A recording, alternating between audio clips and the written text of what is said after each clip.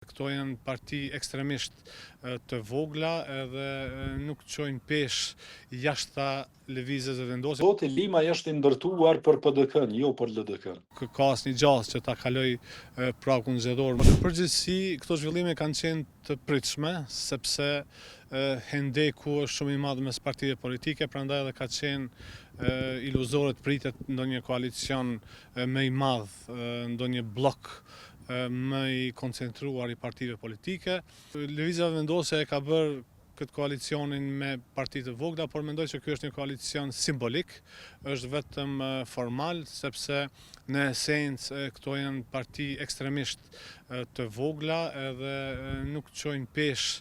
jashtë lëvizjes së vendosjes, pra absolutisht asnjëherë prej tyre nuk do të mund ta siguronte as afër pragun zgjedhor. Arsyeja pse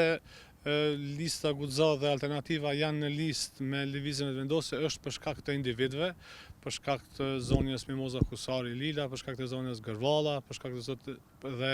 përfaqësuesve tjerë. Pra ideja është që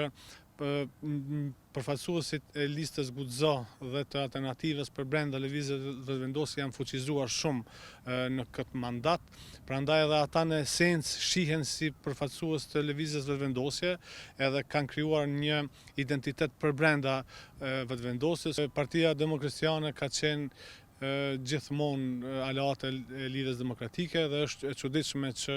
e ka bërë këtë hap, mirë po besoj që nuk ka pas një ofertë bindse nga Lidhja Demokratike, sepse përndryshe nuk do të kishin arsye që ta ndryshonin aleatin, mirë po në fakt ajo çka është e qartë është se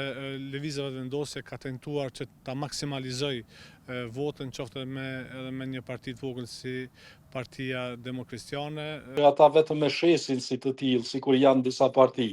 por që janë të shkrira jo s'do koment, për shkak se kemi parë që më ekstremve të vendosje janë bërë kandidatët e